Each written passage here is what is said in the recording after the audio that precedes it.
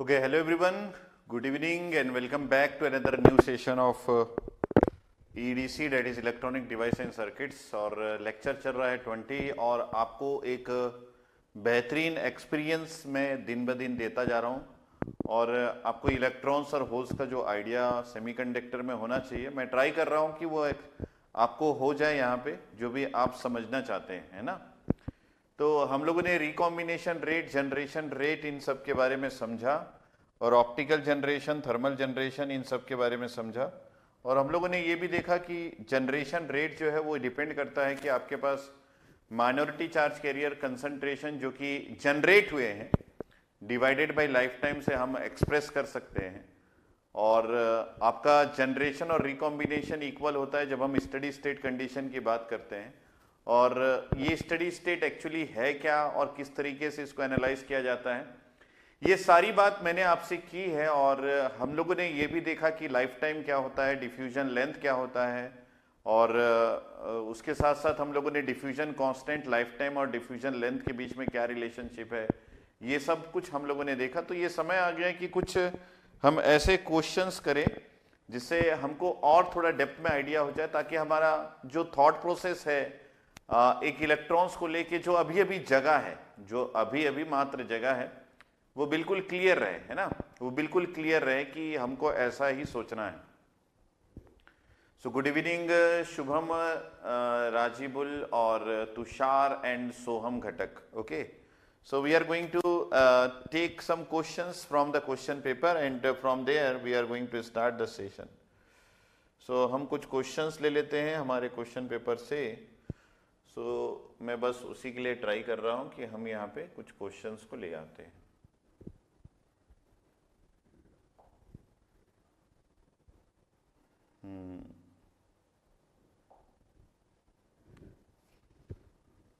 और question solve करेंगे और आइडिया लेते रहेंगे और उसी से हमारा कंसेप्ट जो है वो और थोड़ा डेप्थ में जाएगा।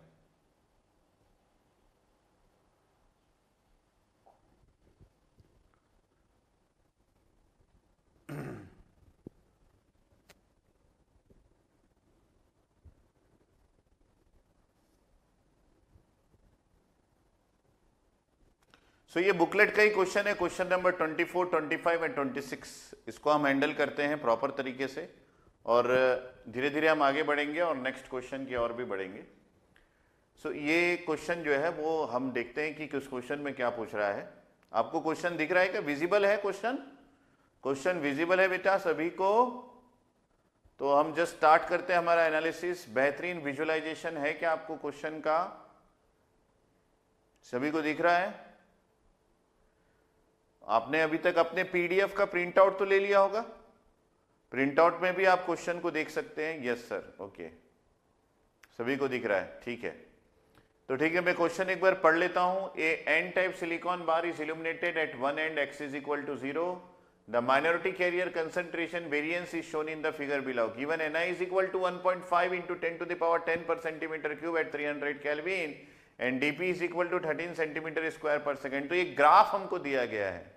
क्या दिया गया है सर? एक ग्राफ हमको दिया गया और उस ग्राफ में कुछ पैरामीटर्स मेंशन है। हम उस पैरामीटर्स के बारे में समझेंगे। इससे पहले कि पैरामीटर को समझे, हम क्वेश्चन में देखेंगे। क्वेश्चन एक्चुअली एक एन टाइप सिलिकॉन बार का है, ठीक है। जस्ट आई हैव सीन कि क्वेश्चन जो है वो एक एन टाइप सिलिकॉन बार का है। तो मैं सबसे पहले बोर्ड में चला जाता हूं और वहां से फिर, ठीक है। तो ये हमारा बोर्ड पूरा हट गया है, मुझे लगा ही था ऐसा ही होगा। सो जस्ट अब जब हट ही गया है तो मैं इसको ले लेता हूं।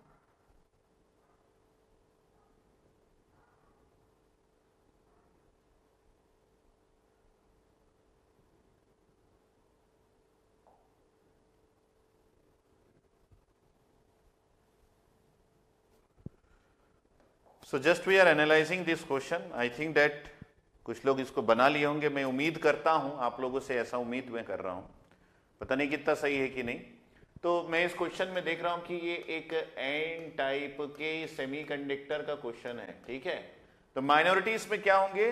तो अगर सबसे पहले माइनॉरिटीज के बारे में सोच ले, क्योंकि अगर ये माइनॉरिटी अगर हम लोग देखना चालू कर रहे हैं तो बहुत अच्छा रहेगा। क्यों? क्योंकि इसमें आपका होस्ट जो है वो माइनॉरिटी चार्ज कैरियर कंसंट्रेशन है in N type semiconductor. In N type silicon bar is illuminated at one end, मतलब एक ही एंड में उसका इल्यूमिनेशन हुआ है, मतलब ये एड्स इल्यूमिनेशन है। और मैं फटाक से यहाँ पे आपको विजुअलाइजेशन दे देता हूँ कि अगर मैं मान लेता हूँ कि ये एड्स इल्यूमिनेशन है, तो ये हमारा सेमीकंडक्टर है और इसके इस एड्ज पे हम लोगों ने इल्यूमिनेट कर दिया है विथ लाइट। तो मान लीजिए ये मेरा लाइट सोर्स है और लाइट सोर्स से मैंने इसको इल्यूमिनेट कर दिया ऐसा। सो दिस इज ए लाइट और ये इल्यूमिनेशन हो गया, मतलब इसकी एनर्जी जो है वो definitely greater than energy gap है, या फिर आप ऐसा बोले कि hc/λ की वैल्यू जो है वो ग्रेटर देन एनर्जी गैप है। इस कंडीशन में इस सेमीकंडक्टर के इस एड्ज पे आपके पास इलेक्ट्रॉन्स और होल्स का जनरेशन होगा, लेकिन इससे पहले कि इलेक्ट्रॉन्स और होल्स का जनरेशन हो, ऑप्टिकल इल्यूमिनेशन से जनरेशन हो, आपको ये पता होना चाहिए कि यहाँ पे थर्मल जनरेशन पहले ही हो गया है। Because whenever temperature is not mention, the temperature should be equal to 300 kelvin, ये बताने की जरूरत नहीं है। कई बार मैंने इस बात का जिक्र किया है आपके साथ, ठीक है। तो ये हमारे पास एक एन टाइप का सिलिकॉन बार है और इस एन टाइप के सिलिकॉन बार के एक एंड में हम लोगों ने लाइट से इल्यूमिनेट किया है, 300 केल्विन में है। डेफिनेटली इसके कंसंट्रेशन को हम लिख सकते हैं कि मेजॉरिटी क्या होगा, माइनॉरिटी क्या होगा, क्योंकि वो विजुअलाइजेशन मेरे स्टूडेंट को बिल्कुल परफेक्ट है।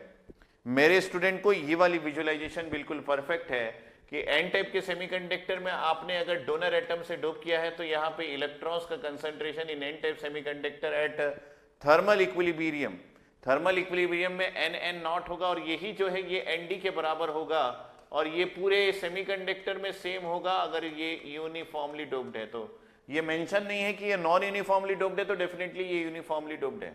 तो मैंने यहाँ पे लिख दिया कि सभी जगह n नॉट है, ये मेजॉरिटी कैरियर कंसंट्रेशन। लेकिन हमको मेजॉरिटी से उतना काम नहीं है। जब भी हम लाइट सोर्स से इल्यूमिनेट करते तो हमको किससे काम होता है? सर हमको माइनॉरिटी से काम होता है। हमको ये पता होना चाहिए कि यहाँ पे माइनॉरिटी कंसंट्रेशन कितना है, तो आप Pn0 से फाइंड आउट कर सकते हैं।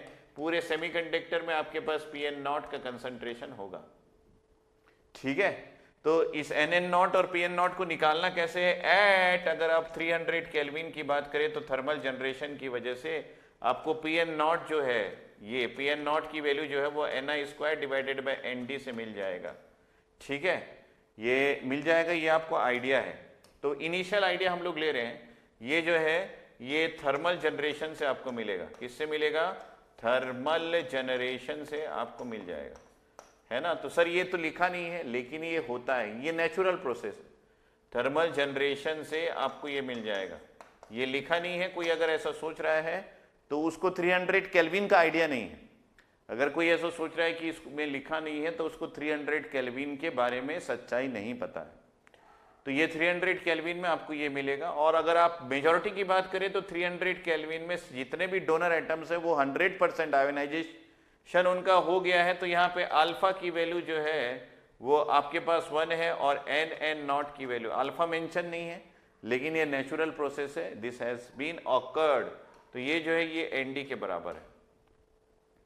जब लाइट सोर्स से इल्यूमिनेट किया गया बेटा, जब लाइट सोर्स से इल्यूमिनेट किया तो यहाँ पे ऑप्टिकल जनरेशन चालू हो जाएगा। यस सर, ऑप्टिकल जनरेशन चालू हो जाएगा। जब ऑप्टिकल जनरेशन होगा यहाँ पे, जब ऑप्टिकल जनरेशन होगा इसमें, तो आपका Nn0 प्लस यहाँ पे कितने चार्ज कैरियर्स और आ जाएंगे? जितना ऑप्टिकल जनरेशन से इसको मिलेगा, जितना ऑप्टिकल जनरेशन से मिलेगा उतने चार्ज कैरियर्स इसमें ऐड हो जाएंगे। तो वो हम लोग एक नोटेशन से शो करते हैं, डेट इज डेल्टा एन, लेकिन वो इसी एड्ज पे होगा। यहाँ पे भी हमारे पास एक चार्ज कैरियर्स यहाँ भी मिलेंगे and that is given by delta P, ये हम लोगों ने लिख लिया। हमको ये आइडिया होना चाहिए कि डेल्टा पी जो है वो डेल्टा एन के बराबर होगा। इतना आइडिया सबको क्वेश्चन को पढ़ के लगा लेना है, इतना आइडिया सबको क्वेश्चन को पढ़ के लगा लेना है। अब जो चीज आगे होंगी वो डिफ्यूजन होंगी, क्योंकि एक एड्स को इल्यूमिनेट किया गया तो डिफ्यूजन ऑफ चार्ज कैरियर्स होगा। और ये जो डिफ्यूजन है ये जैसे जैसे चार्ज कैरियर्स आगे बढ़ेंगे वैसे वैसे होगा। इसके लिए लाइट सोर्स को ऑफ करने की यहाँ पे नीड नहीं है, क्योंकि ये टाइम के रेस्पेक्ट में नहीं है। तो हम टाइम वो नहीं देख रहे हैं कि लाइट सोर्स कब ऑफ हुआ, क्योंकि यहाँ पे कंसंट्रेशन ग्रेडियंट मेंटेन हो गया है। यहाँ पे ऑटोमेटिकली आपके पास कंसंट्रेशन और उसका जो है वो ग्रेडियंट, कंसंट्रेशन का ग्रेडियंट जो है वो मेंटेन हो गया है, और ये कंसंट्रेशन ग्रेडियंट माइनॉरिटी में ज्यादा पाया जा रहा है कंपेयर टू मेजॉरिटी, तो डेफिनेटली यहाँ पे डिफ्यूजन प्रोसेस जो है वो एग्जीक्यूट हो जाएगा और ये चार्ज कैरियर जो है वो डिफ्यूज करने लगेंगे किस साइड में, राइट साइड में। अगर होल्स राइट साइड में डिफ्यूज करते हैं तो डेफिनेटली यहाँ पे एक डिफ्यूजन करंट भी आएगा, तो ये जो है ये डिफ्यूजन चालू हो गया है क्योंकि कंसंट्रेशन ग्रेडियंट मेंटेन हो गया। और इस डिफ्यूजन का रिजल्ट क्या होगा, इस डिफ्यूजन का रिजल्ट होगा रिकॉम्बिनेशन, और अगर रिकॉम्बिनेशन होता है तो डेफिनेटली हमारा कंसंट्रेशन होल्स का रेड्यूस हो जाएगा। सो इसका रिजल्ट क्या होगा, इसका रिजल्ट कंसंट्रेशन रेड्यूस होना चालू हो जाएगा, और वही बात यहाँ पे दिख रहा है। कहां पे दिख रहा है सर, यहाँ पे दिख रहा है कि कंसंट्रेशन जो है वो धीरे धीरे रेड्यूस हो रहा है। यस, बेहतरीन। 300 केल्विन भी मेंशन है यहाँ पे, तो ठीक है। ये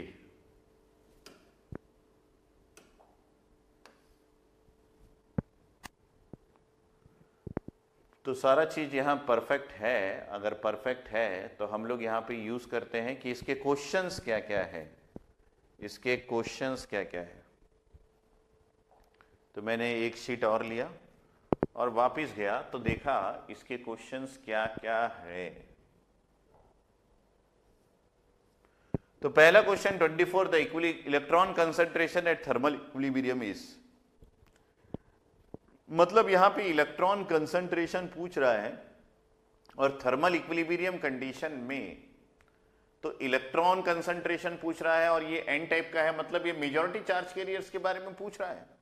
और मेजॉरिटी चार्ज कैरियर्स तो हम लोग डोनर एटम से निकालते हैं और डोनर एटम का कंसंट्रेशन इस क्वेश्चन में नहीं दिया हुआ है। तो भाई साहब मेजॉरिटी चार्ज कैरियर्स आप कैसे फाइंड आउट करेंगे। The electron concentration at thermal equilibrium is, मतलब थर्मल इक्विलिब्रियम कंडीशन में यहां पे इलेक्ट्रॉन्स का कंसंट्रेशन कितना है, इनको ये जानने की बड़ा इच्छा है। So I just write here the majority concentration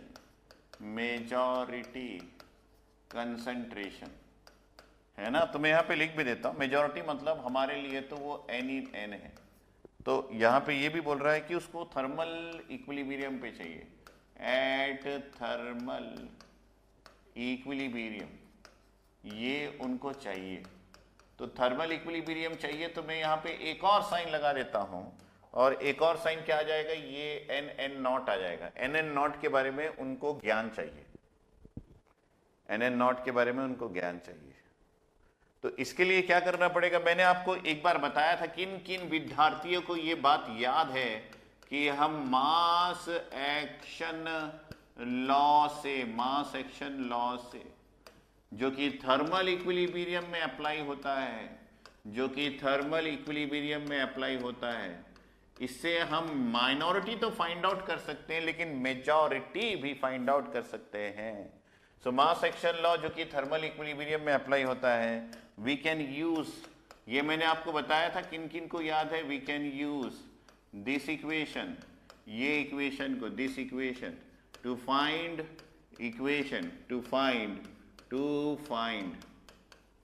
find majority, ये मेजॉरिटी के लिए भी यूज होता है। हालांकि इसको मैक्सिमम टाइम हम माइनॉरिटी के लिए यूज करते हैं, लेकिन ये मेजॉरिटी के लिए भी यूज होता है।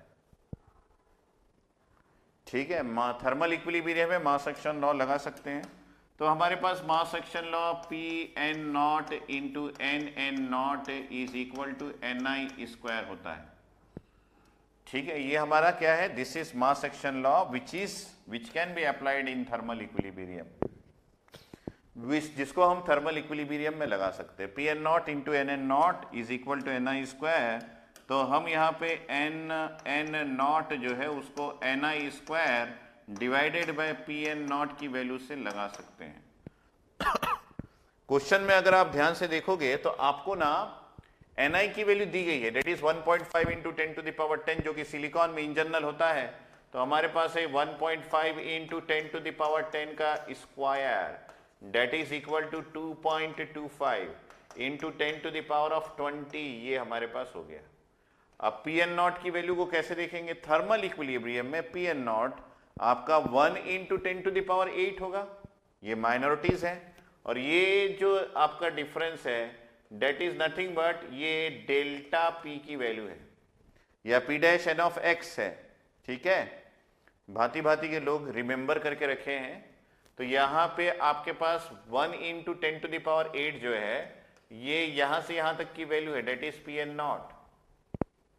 ठीक है, तो इस ग्राफ को भी पढ़ लिए थोड़ा सा, ये पी एन की वैल्यू है इसलिए मैंने पी एन नॉट लिख दिया। ये आपके पास क्या है, this is distance in millimetre, millimetre में डिस्टेंस को एक्सप्रेस किया गया है। तो ये जो पी एन नॉट की वैल्यू है ये यहां पे है, ये पी एन नॉट की वैल्यू है ये वाली। तो ये कौन सी वैल्यू है, व्हाट इज दिस, ये आपका है एक्चुअली में ये पी एन एट जीरो का वैल्यू है, डैश का नहीं, ये पी एन एट जीरो का वैल्यू है। तो आपके पास पी एन एट जीरो को फाइंड आउट करने के लिए आप P N not plus P dash N of zero लगा सकते हैं। तो ये जो डेल्टा पी यहां पे आपको दिख रहा है ये actually P dash N at zero है। कहां से कहां तक, यहां से लेके यहां तक की value, this is P dash N of zero. और ये कहां से आएगा, ये आपके नॉर्मल इक्वेशन से आएगा। पी एन नॉट को अगर आप फाइंड आउट करना चाहते हैं किसी भी डिस्टेंस पे, पी एन जो आपके पास टोटल कंसंट्रेशन आएगा उसको आप फाइंड आउट करना चाहें तो आप कर सकते हैं।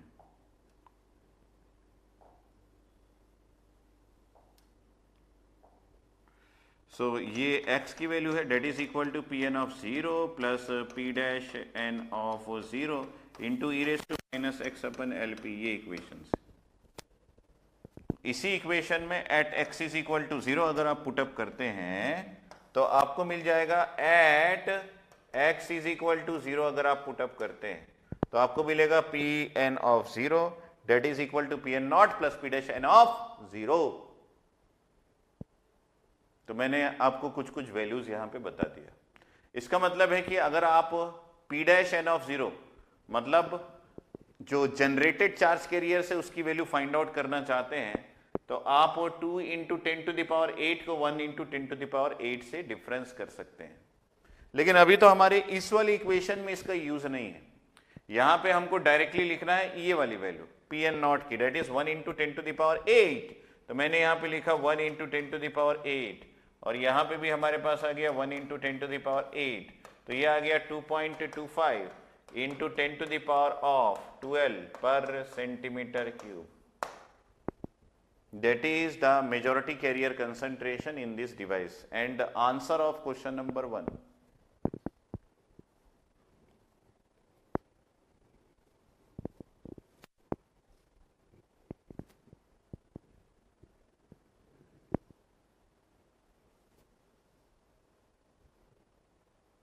ठीक है, तो आपको ग्राफ भी पढ़ने आना चाहिए और समझ में भी आना चाहिए। तो ये है आपका क्वेश्चन जिसको मैंने आपको पढ़वा भी दिया, समझा भी दिया, और इसके पहले हम लोग इसके बारे में डिस्कस कर चुके हैं। इसलिए अगर किसी को समझ में नहीं आया तो लाल रंग से रंग दो अपने कमेंट बॉक्स को, अगर आपको समझ में नहीं आया है तो, और समझ में आ गया तो हरे रंग से रंग दो। तो ये हो गया हमारा पहला पार्ट। दूसरा पार्ट हम देखते हैं, ठीक है।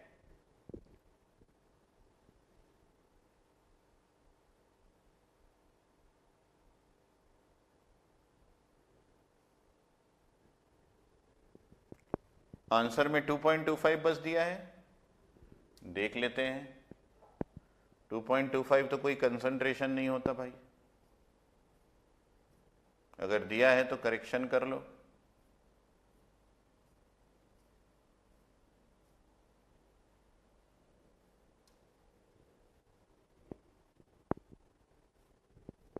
क्या ही बोले।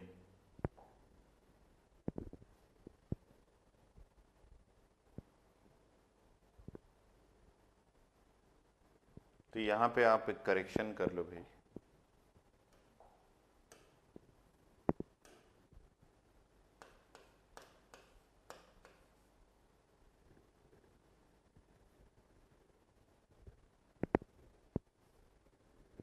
ठीक है, सभी के समझ में आ गया है। इस उम्मीद के साथ मैं वापस क्वेश्चन में जा रहा हूं।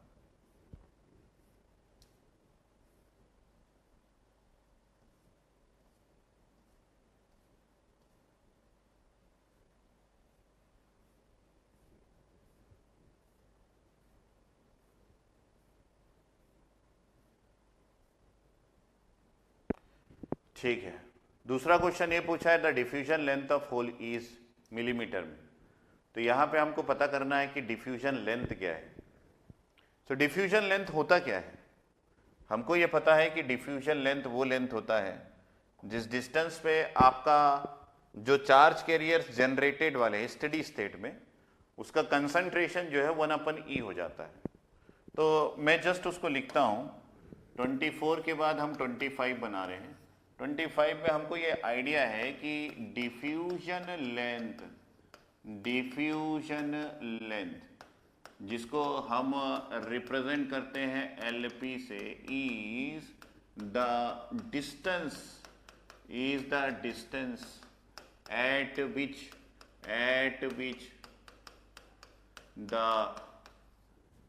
the generated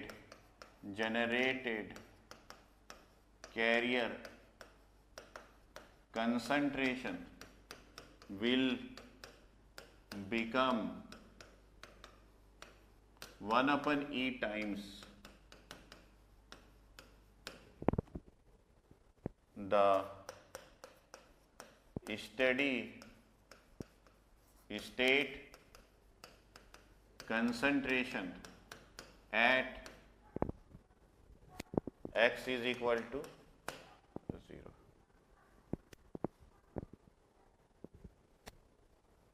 या फिर हमको फॉर्मूले में लिखना है तो हम ऐसा लिख सकते P dash n of 0 is equal to P dash n of 0 into E raise to minus x upon LP। मतलब आपका जो जनरेटेड चार्ज कैरियर्स है वो कितना हो जाएगा, that is this is P dash n of x। तो ये जो है, ये जो P dash n of x है, ये x is equal to LP में, ये जो है ये x is equal to LP में, ये हो जाएगा P dash n of 0 divided by E।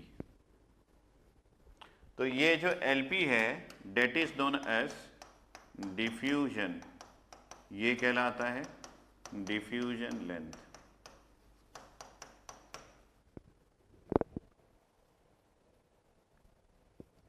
ये कहलाता है डिफ्यूजन लेंथ।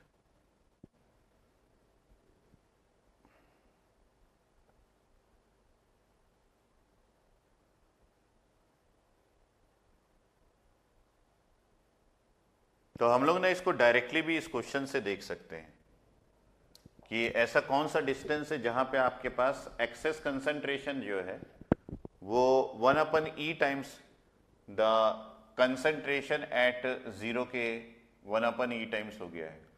तो यहां पे देखिए कि ये दोनों का डिफरेंस जो है ये आएगा, डेट इज हम लोग यहीं पे लिखते हैं, that is 2 into 10 to the power of 8 minus 1 into 10 to the power of 8 is equal to 1 into 10 to the power of 8। तो मैंने क्या किया, मैंने किया यहाँ पे कि आपके पास जो टोटल कंसंट्रेशन है 0 पॉइंट पे और जो आपके पास इनिशियल कंसंट्रेशन है वो दोनों का डिफरेंस कर दिया, तो आपके पास आ गया excess concentration at this distance. क्योंकि आपका फॉर्मूला होता है total concentration is equal to excess plus initial. तो मैंने क्या कर दिया, मैंने एक्सेस कंसंट्रेशन को फाइंड आउट करने के लिए दोनों का डिफरेंस कर दिया। तो मेरे को आ गया यहाँ पे 1 into 10 to the power 8, that means this is equal to 10 to the power 8। आप देखिए इस ग्राफ में ना एक डिस्टेंस बना हुआ है 0.022। इस डिस्टेंस पे आपका 1 इंटू 10 टू द पावर 8 या फिर 10 टू द पावर 8 जो है 1/e टाइम्स हो गया है। इसका मतलब है 0.02 is nothing but the distance और diffusion length at which the concentration, that is the excess concentration, will become 1/e times the initial or the generated concentration at distance x is equal to 0। मतलब इतने distance पे आके आपका जो generated concentration है जो कि 0 पे था, ये 0 पे था, इसका 1/e टाइम्स हो गया है। कितने डिस्टेंस पे आके, 0.02 मिलीमीटर पे। तो ये जो 0.02 मिलीमीटर है ये इसका क्या हो गया, ये इसका डिफ्यूजन लेंथ हो गया जो कि LP है। तो ग्राफ में पहले से बना हुआ है सारा कुछ, ग्राफ में पहले से बना हुआ है सारा कुछ।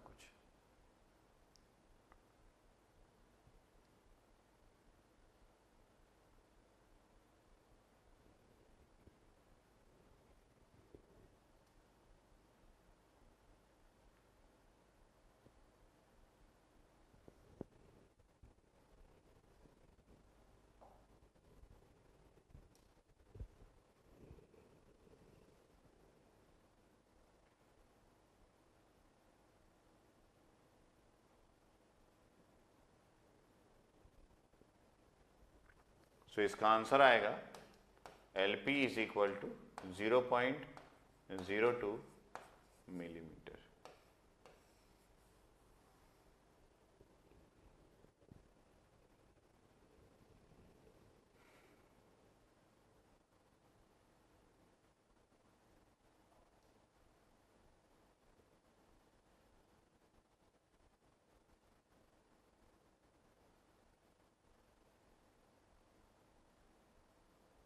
अगर आप ऐसे विजुअलाइजेशन से नहीं फाइंड आउट करना चाहते तो आप एक और तरीके से फाइंड आउट कर सकते हैं, that is method number 2। Method number 2 क्या बोल रहा है? मेथड नंबर 2 ये बोल रहा है कि क्यों ना हम ऐसा करें कि हमको L इज इक्वल टू, ये डिफ्यूजन लेंथ है ये हमको नहीं पता हम लोग को, लेकिन इस डिस्टेंस पे कंसंट्रेशन की वैल्यू पता है, that is L is equal to 0.02 mm पे हमारे पास P' एट 0.02 की वैल्यू मिलीमीटर में है, वैल्यू हमको पता है, डेट इज इक्वल टू आपके पास है 1/e इंटू 10⁸, ये गिवन है। At distance L is equal to 0.02 mm पे हमारे पास P' n एट 0.02 की वैल्यू हमको पता है, क्वेश्चन में दिया हुआ है। ये पार्ट जो है ये भी गिवन है और ये वाला वैल्यू भी हमारे पास गिवन है। तो हम क्या करेंगे, हम यहाँ पे इस इक्वेशन में इसको लगा देते हैं, that is P' n of 0.02 is equal to, ये हमारे पास हो जाएगा P' n ऑफ 0, ये तो कांस्टेंट है, डेट इज 1 इंटू 10⁸, ये हमको पता है, इंटू e⁻², और हम लोगों ने डिस्टेंस क्या ले लिया है, minus of 0.02 divided by LP कर दें तो हमको LP की वैल्यू आ जाएगी, क्योंकि LP अननोन है। तो हम यहाँ पे लिख दिया this is 1/e into 10⁸ is equal to 1 into 10⁸, that is P' n of 0, 1/e into 10⁸ इस डिस्टेंस पे, into e⁻² minus of 0.02 divided by LP।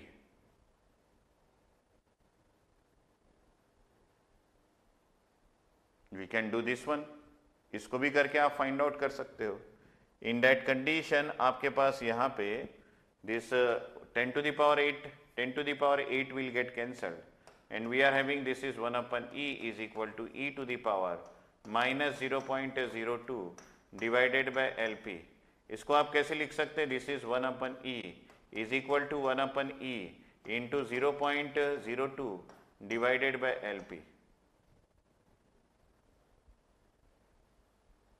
इसका साफ साफ ये मतलब है कि हम ये लिखना चाहते हैं, दोनों सेम हो गया, इसका मतलब है कि हम ये लिखना चाहते हैं कि LP की वैल्यू जो है वो एक्चुअली 0.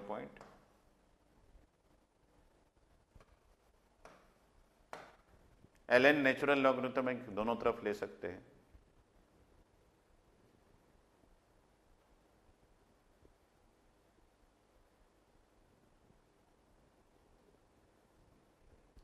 अगर आप किसी ग्राफ में डायरेक्टली आपको नहीं दिख रहा है, if you are unable to see that one in direct, अगर किसी ग्राफ में आपको डायरेक्टली ये विजुअलाइज नहीं है कि इसी डिस्टेंस पे 1/e इंटू 10⁸ है, तो यहाँ पे तो डायरेक्टली दिख रहा है कि वो उतना ही कंसंट्रेशन दिया हुआ है, तो हम लोगों ने डायरेक्टली LP की वैल्यू इसको लिख लिया। अगर नहीं दिया है तो हम लोग ये एनालिसिस कर सकते हैं।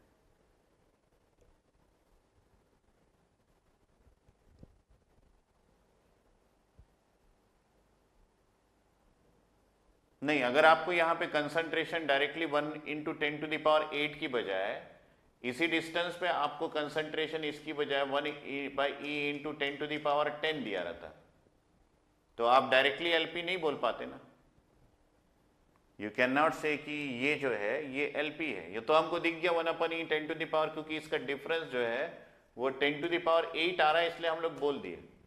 लेकिन कहीं अगर भविष्य में आप फंस जाओ जहां पे इक्वल नहीं है, मतलब यहां पे 10 टू द पावर 8 की बजाय 10 टू द पावर 10 दे दिया रहता, तो हम इस क्वेश्चन को इसी सेकेंड मेथड से ही सॉल्व करना पड़ता।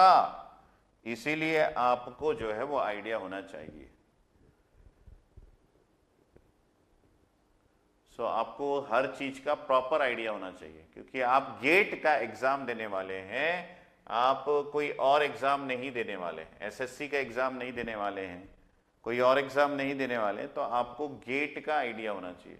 इसलिए मैंने डेफिनेशन लिखा है, उसके बाद उसको करवाया, उसके अनुसार हमको डायरेक्टली पता चल गया कि वो है। अगर नहीं पता है तो you can do this particular method, आप इस मेथड को भी फॉलो करके आंसर को फाइंड आउट कर सकते हैं। ठीक है, so this is the second वे।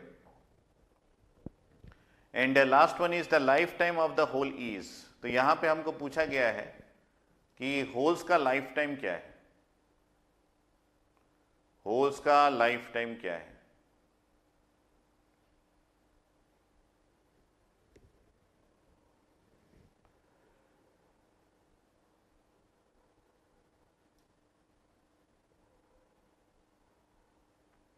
तो लाइफ टाइम ऑफ होल्स कैसे निकालेंगे? लाइफ टाइम का मतलब है कि वो कितना देर तक रिकंबाइन नहीं हुआ, तो ये एवरेज है। हमारे पास इस लाइफ टाइम को निकालने के लिए क्या क्या फॉर्मूला है, तो हमने याद किया कि हम लोगों ने एक फॉर्मूला लिखा था, TP is equal to this is LP square divided by हमारे पास है डीपी, क्योंकि एलपी स्क्वायर जो है वो डीपी इंटू टाउ पी होता है। तो यहाँ पे एलपी का स्क्वायर मतलब ये हो गया 0.02 mm का स्क्वायर, ये एलपी है, और डीपी जो है वो हमको 13 सेंटीमीटर स्क्वायर पर वोल्ट सेकेंड ये दिया हुआ है। और 0.02 को हम लोग को पहले सेंटीमीटर में चेंज करना पड़ेगा, तब जाके आंसर आएगा। क्योंकि ये देखिए क्वेश्चन में हमको दिया है, क्वेश्चन में हमको दिया है this is 13 centimetre square per second.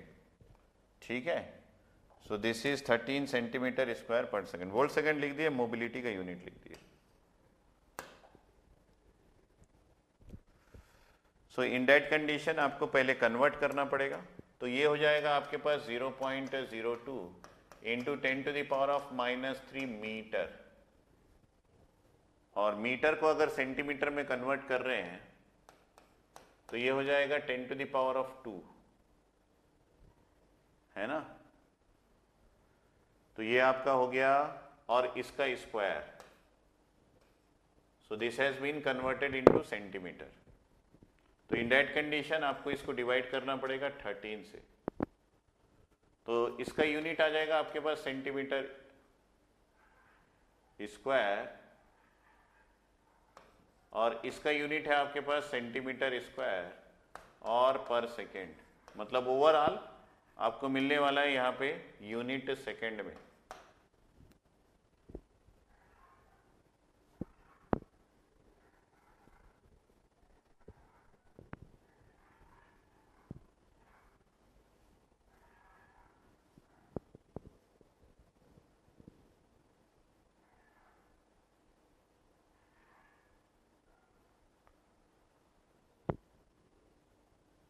और हमको क्वेश्चन में किस में यूनिट पूछा है? जस्ट हैव ए व्यू,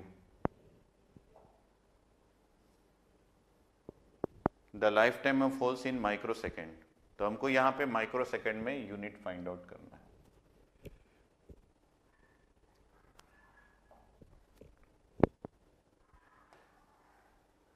तो आई थिंक दिस इज 0.307।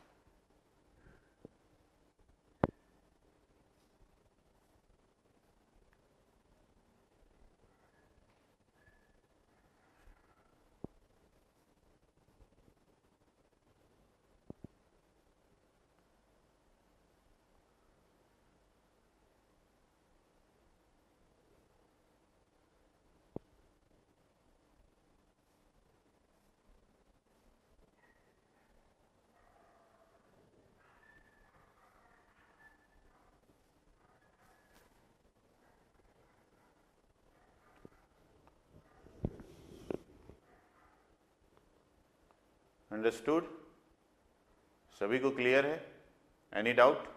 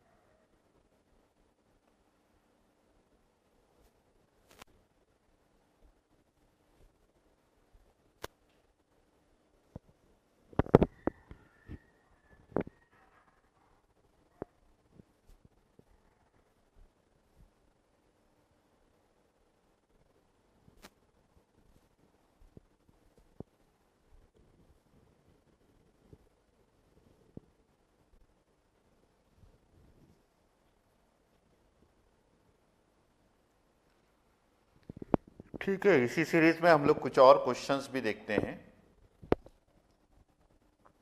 जहां पे होगा हमारे questions.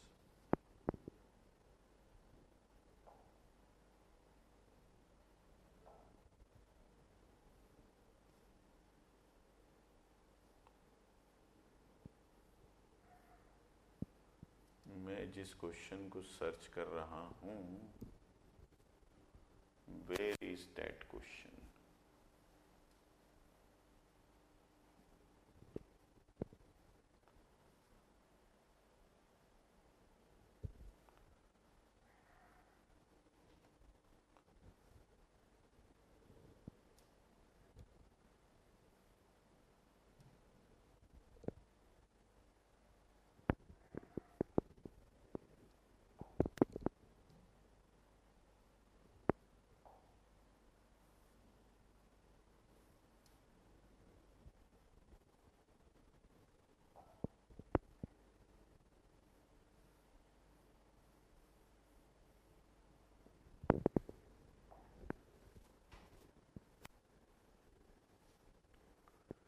Consider a silicon at T is equal to 300 Kelvin with a uniform donor density and D is equal to this, illuminated uniformly such that the optical generation rate G optical is equal to. The incident radiation is turned off at T is equal to 0. Assume low level injection to be valid and ignore surface effect. The carrier lifetime as this. The whole concentration as T is equal to 0 and the whole concentration as T is equal to 0.3 microsecond is. इसको भी बना सकते हैं हम लोग। एक और question, एक सेकेंड रुक जाएंगे, मैं जरा सा देख लूं। हाँ, यही तो है। ये देखिए एक और क्वेश्चन है, जस्ट उसी के नीचे है। As shown, a uniformly doped silicon bar of length L is equal to 0.1 micrometer with a donor concentration Nd is equal to 10 to the power 16 per centimeter cube is illuminated at x is equal to 0 such that the electrons and hole pairs are generated at the rate of GL is equal to GL naught। Unit पहला unit है भाई, पहला unit का 27वां number का question. ठीक है, पहले unit का 27वें नंबर के क्वेश्चन में हम लोग अभी है और इस क्वेश्चन को हम यहां से थोड़ा सा ले जाते हैं अपने वाले स्क्रीन पे। तो यहां से जब हम लिए अपने वाले स्क्रीन पे तो ये ज़्यादा अच्छे से हमको दिखता है, तो इसीलिए इसको हम ले जाते हैं। तो ये चला गया यहाँ और इसको यहाँ से काटे और ये हो गया इधर पे पेस्ट। ठीक है, और इसको हम बड़ा कर लिए। अब पढ़ने में मजा आएगा। सभी को दिख रहा है ना? Question number 27 as shown is shown ये यूनिफॉर्मली डोप्ड सिलिकॉन बार। तो यहाँ पे हम इसको बनाना चालू कर देते हैं। इससे पहले कि थोड़ी देरी हो जाए हम इसको बनाना चालू कर देते हैं। ठीक है, ये uniformly doped silicon bar of length L।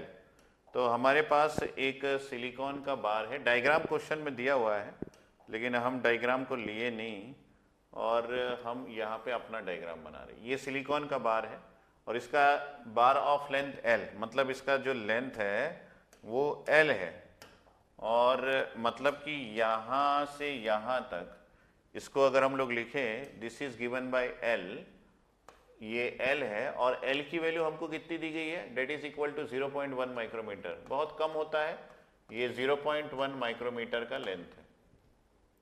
With donor concentration Nd is equal to 10 to the power 16 per centimetre cube. तो यहाँ पे हमारे पास Nd है और Nd की value 10 to the power 16 per centimetre cube है। मतलब ये किस टाइप का सेमीकंडक्टर है, ये N टाइप का सेमीकंडक्टर है।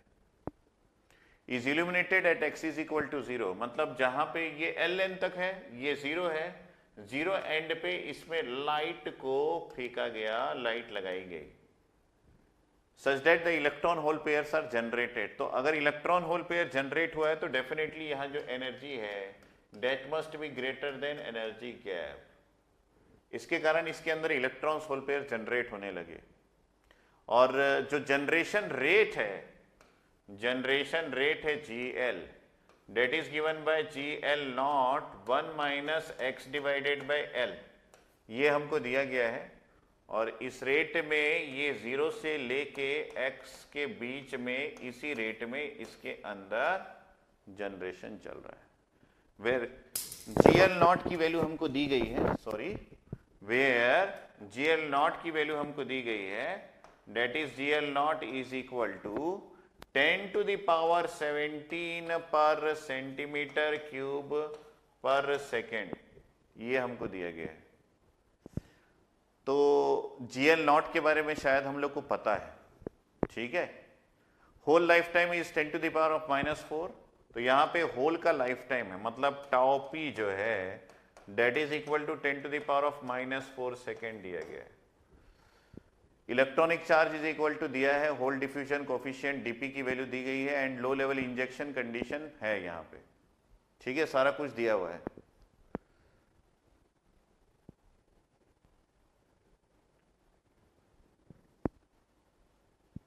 ठीक है, assuming a linearly decaying steady state excess hole concentration that goes to 0 at x is equal to L। तो ये जो बात बोला गया है, ये बात ना मेरे दिमाग में छप गया कि पहली बात तो यहाँ लो लेवल इंजेक्शन हो रहा है, इसका मतलब है कि आपके अंदर, इसके अंदर जो हरकतें चल रही है वो actually minority charge carrier concentration का चल रहा है, Pn नॉट का। किसका चल रहा है भाई, Pn नॉट की हरकतें चल रही हैं, क्योंकि ये जो है इसकी वैल्यू लेस है आपके पास जो मेजॉरिटी चार्ज कैरियर कंसंट्रेशन है Nn नॉट से। तो Pn नॉट नहीं, यहाँ पे हमारे पास जो जनरेटेड चार्ज कैरियर्स है that is P dash N of, ये जो है delta P, that is very much less than Nn naught. इसका मतलब है कि ये जो है ये लो लेवल इंजेक्शन का क्वेश्चन है। अगर ये लो लेवल इंजेक्शन का क्वेश्चन है तो हम ये बोलेंगे कि इस लाइट से आपके पास जो इनिशियल कंसंट्रेशन था Pn नॉट वो प्लस डेल्टा Pn हो गया है, प्लस डेल्टा Pn हो गया है। तो ये कहाँ से आया था, ये आपके थर्मल जनरेशन से आया था। तो ये कहाँ से आया, ये ऑप्टिकल जनरेशन से आया, और ऑप्टिकल जनरेशन को हम G ऑप्ट भी लिखते हैं, और इस क्वेश्चन में वो GL से दिया हुआ है। मतलब ये जो डेल्टा Pn का कारण है वो GL है, यही बात है। Such that the electrons hole pairs are generated at the rate of, तो ये GL जो है वो इस लाइट की वजह से, इल्यूमिनेटेड लाइट की वजह से, जो x इज इक्वल टू 0 पे पड़ा है, उसकी वजह से जो जनरेशन हुआ वो इस रेट में हुआ, GL is equal to GL naught 1 minus x upon LP। अब मेरे दिमाग में ये लाइन छप गया कि ये लीनियरली डीके हो रहा है steady state excess hole concentration का। तो steady state excess hole concentration का लीनियर डीके हो रहा है, that goes to 0 at x is equal to L, जिसकी value x is equal to L पे जाके 0 हो गई है। The magnitude of diffusion current density, तो हमको निकालना क्या है, डिफ्यूजन करंट डेंसिटी निकालना है। तो बस अगर सब बात मेरे दिमाग में छप गया है तो मैं उस छपे हुए चीजों से एक डायग्राम और बना लेता हूं, क्या फर्क पड़ता है। मैं जो डायग्राम बनाऊंगा वो अब कैरेक्टरिस्टिक ड्रॉ करूंगा इस क्वेश्चन के अनुसार। कि मेरे पास मान लीजिए ये एक एक्सिस है और ये एक दूसरा एक्सिस है। वाई एक्सिस पे मैं लिखूंगा कि हमारे पास माइनॉरिटी चेयर कैरियर कंसंट्रेशन मतलब पी एन इन पर सेंटीमीटर क्यूब है ना, टोटल कंसंट्रेशन, जो कि विथ रेस्पेक्ट टू एक्स जो है वो चेंज हो रहा है। सो यहाँ पे पी एन ऑफ एक्स पहले लिख लेते हैं, पी एन ऑफ एक्स, और ये पर सेंटीमीटर क्यूब में चेंज हो रहा है। और ये हमारा डिस्टेंस है एक्स, कहीं पे ये एल का डिस्टेंस है, कहीं पे ये 0 है। तो steady state minority carrier concentration जो है ये लिखा है linearly decaying steady state excess hole concentration. तो लीनियरली डिके हो रहा है steady state excess hole concentration. Linearly decay हो रहा है मतलब मान लीजिए यहां से चालू है, ये लीनियरली आते आते यहां खत्म हो गया। तो जिस जगह पे ये चालू हुआ वो वहां पे क्या है हमारे पास, ये हमारे पास P है, एक्सेस होल कंसंट्रेशन है, स्टेडी स्टेट वैल्यू मतलब P डैश एन एट 0 लिख देते हैं। और ये जो P डैश एन ऑफ 0 है ये लीनियरली डिके हो रहा है और x is equal to L में आके इसका कंसंट्रेशन जो है वो 0 हो गया है। Assuming a linearly decayed steady state hole concentration that goes to 0 at x is equal to L. तो मैंने इसका कंसंट्रेशन 0 कर दिया है at x is equal to L distance पे। क्वेश्चन में दिया है, इसमें हम लोग अपने दिमाग नहीं लगा रहे, ऐसा लिखा हुआ है the magnitude of the diffusion current density. तो हमको ये सब समझने के बाद क्या निकालना है, diffusion current density at x is equal to L/2 distance पे हमको डिफ्यूजन करंट डेंसिटी निकालना है। तो होल्स का डिफ्यूजन करंट डेंसिटी का फॉर्मूला क्या होता है, -q into d P into d P divided by D x होता है। और यहाँ पे dp डिवाइडेड बाई dx जो मैंने यहाँ पे लिखा है इसके बारे में और विस्तार से लिखते हैं। एक्चुअली ये n पे है, dp इन n, जो कि with respect to x change हो रहा है, ये भी सही है। और कौन सा concentration with respect to x change हो रहा है, ये स्टेडी स्टेट जो जनरेट हुआ है मतलब p dash n of x जो है वो with respect to distance change हो रहा है, जिसकी वजह से डिफ्यूजन करंट आया है। तो हमारे पास Q की तो वैल्यू है, dp की वैल्यू है, बस मुझे क्या फाइंड आउट करना है, यहाँ पे P dash n of x की वैल्यू मैं फाइंड आउट कर लेता हूं और उसको मैं डिफरेंशिएट कर दूंगा। अगर डिफरेंशिएट कर दूंगा तो आ जाएगा, ठीक है। तो ये सब कहानी हमको दे दिया गया है। और खास बात ये कि यहाँ पे हमको GL0 की भी वैल्यू दी गई है। GL0 इज इक्वल टू ये 10 to the power of 17 per centimetre cube पर सेकेंड है, पर सेंटीमीटर क्यूब पर सेकेंड है।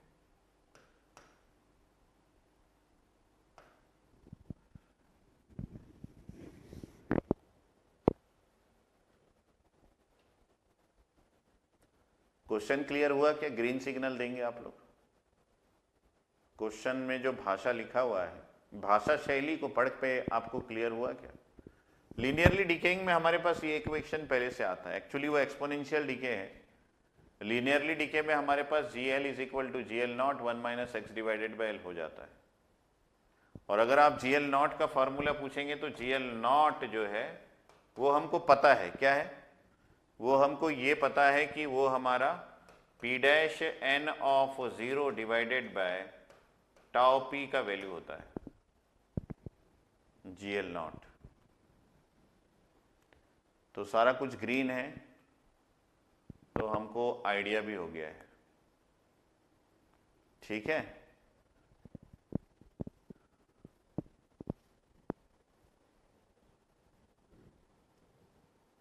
JPL/2 ठीक तो है।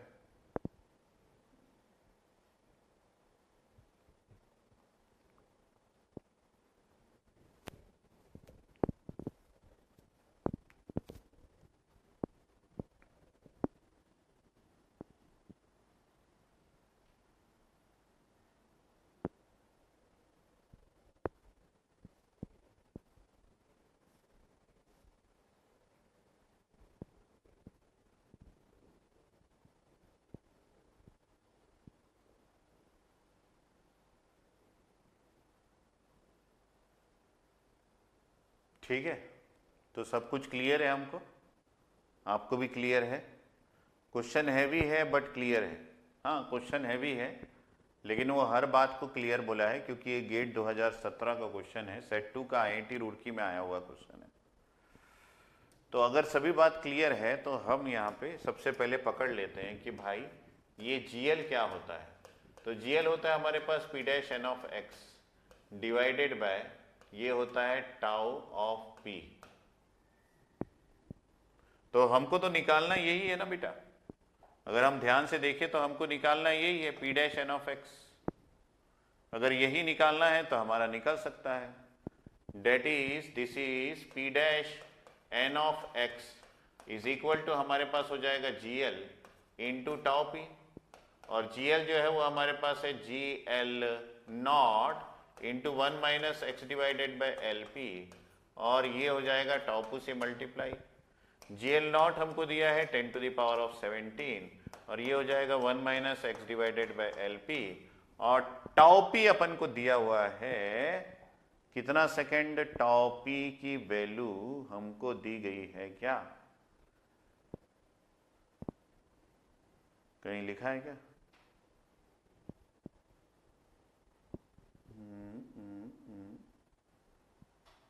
हाँ होल लाइफ टाइम दिया है, वही मैं सोचा नहीं दिया है तो फिर प्रॉब्लम होगी। Hole life time is equal to 10 to the power of -4 second.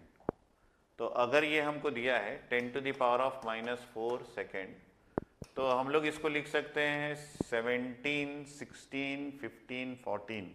ये हो गया हमारे पास 10 to the power of 13 into 1 minus x divided by L p. This is what, this is P dash N of x. तो हमको जो p dash N of x चाहिए था, जिसको हम लोगों ने फाइंड आउट करने की कसम खाई थी, उसको हम लोगों ने फाइंड आउट कर लिया। लेकिन इस फॉर्मूले में हमारे पास derivation of P dash N of X with respect to X लगाना है। तो जस्ट हम लोग उसको भी फाइंड आउट कर लेते हैं कि जब हमको ये फाइंड आउट करना है तो हम लोगों ने जो p dash N of x find out किया है, p dash N of x find out किया है, इसको हम डी बाई डी एक्स कर देते हैं। तो ये क्या है, ये d by D x of हमारे पास 10 to the power of 13 into 1 minus x upon L P हो जाएगा। ठीक है,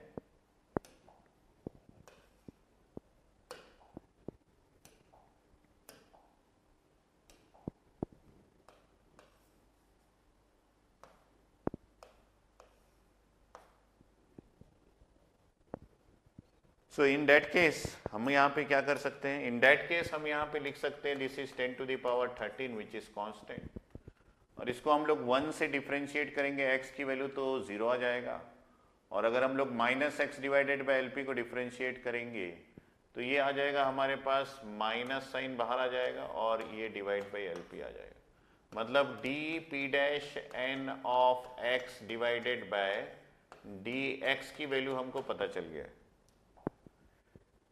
ठीक है, ये फॉर्मूले में नेगेटिव साइन पहले से है ना, minus q d P dash of n of x divided by D x.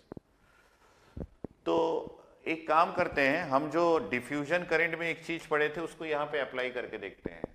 अगर होल्स का मूवमेंट है ना, अगर होल्स का मूवमेंट, ये होल्स है, ये डिफ्यूज हो रहा है, अगर होल्स का मूवमेंट पॉजिटिव एक्स डायरेक्शन में जा रहा है तो हमारा जो करंट है जेपी, डिफ्यूजन करंट जेपी, ये क्या आना चाहिए, किसी को याद है तो ये पॉजिटिव आनी चाहिए।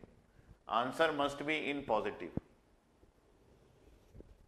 तो देख लेते हैं यहाँ पे हमको d P dash N of x, इसका वैल्यू जो है ये हमको गॉट हो गया है, और इसको हम ले लेते हैं एक बॉक्स में। इसके बाद कुछ बचा ही नहीं है कि हमको अगर ये फाइंड आउट करना है कि हमारा current density j p at x is equal to L divided by 2 पे कितना होगा, तो हम इसके फॉर्मूले लिख दें, this is minus q into d p, और ये d P dash N of x divided by D x, ये हमारा फॉर्मूला है। अब मैं इसमें पुटअप कर दूं, this is minus 1.6 into 10 to the power of -19 coulomb into dp की वैल्यू हम देख लेते हैं एक बार। डीपी की वैल्यू हमारे पास 100 सेंटीमीटर स्क्वायर पर सेकेंड है। यूनिट सही है, यूनिट सही है तो लगा देते हैं this is 100 centimetre square per second. और D P dash N of x divided by D x की वैल्यू हमारे पास minus of 10 to the power of 13 divided by L P है। तो ये तो x/2 पे x is equal to L/2 हमको पुटअप करने का जरूरत ही नहीं पड़ा, क्योंकि ये जो आपके पास D P dash N of x divided by D X आया है ये इंडिपेंडेंट ऑफ x है। ये जो वैल्यू है ये इंडिपेंडेंट ऑफ x आया है। इसका मतलब है आपका concentration with respect to that is the change in concentration with respect to change in distance जो है वो x पे डिपेंड ही नहीं करता, इंडिपेंडेंट ऑफ x आ गया।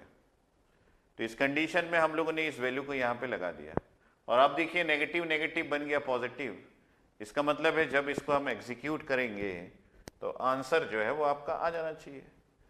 LP की वैल्यू यहां पे हमको दी गई है क्या? हाँ, तो ये जो है डिफ्यूजन लेंथ, ठीक है। तो ये L की वैल्यू ही LP है, क्योंकि यहीं पे आके आपका सारा कंसंट्रेशन जो है वो एंड हो गया। सो डेट मीन्स हमारे पास यहाँ पे LP जो है that is equal to 0.1 micrometre. So मैं इन सारे वैल्यूज को पुटअप कर देता हूँ और उसके बाद आंसर को फाइंड आउट कर लेता हूँ। This is equal to 1 into 10 to the power of -19 into 100 into 10 to the power of 13, ये प्लस हो जाएगा। और डिफ्यूजन लेंथ मतलब this is nothing but the length of this particular device. So ये हमारे पास कितना आ गया? That is equal to this is equal to 0.1 micrometre. So 0.1 into 10 to the power of -6, this is metre. और centimetre में convert करना है तो ये हो जाएगा आपके पास 10 टू द पावर ऑफ 2।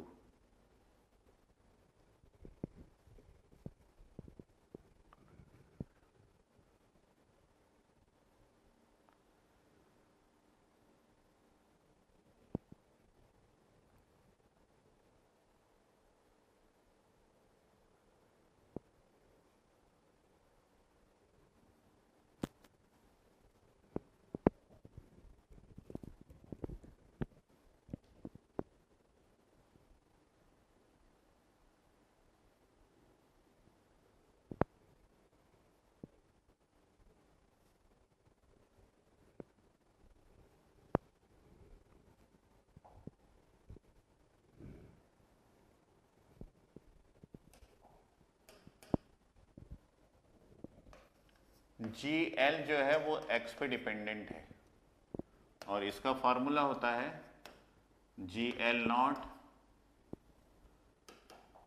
इसका फॉर्मूला होता है हमारे पास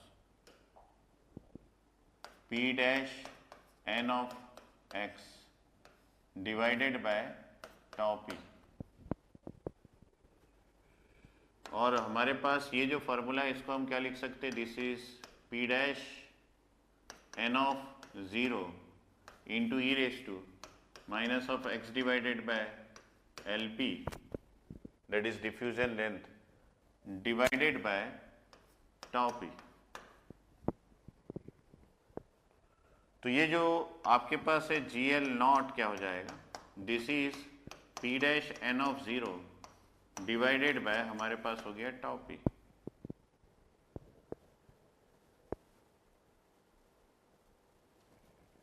ठीक है। अगर ये जो वैल्यू है ये लीनियरली चेंज हो रहा है तो इन दैट कंडीशन हम इसको कैसे लिख सकते हैं? P dash n of 0 divided by tau p। तो G of x, GL of x that is equal to हमारे पास ये हो जाएगा GL0 into 1 minus x divided by LP। GL0 1 minus x divided by LP। तो यही formula हम लोगों ने यूज किया है। यस, यही फार्मूला हम लोगों ने यूज किया है। तो ये फार्मूला किसके लिए है? ये फार्मूला है लीनियरली चेंजिंग और डीकेइंग स्टडी स्टेट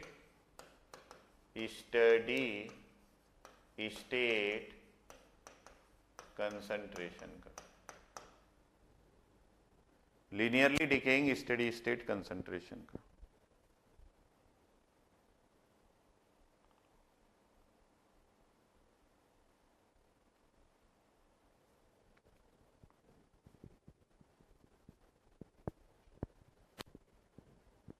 तो इसी फार्मूला को लगाया। लोगों को ये डाउट है कि ये एलपी जो है ये एल कैसे हो गया। तो उसके लिए हम लोग यहां पे देखते हैं कि हम कैसे एलपी को एल कर दिए।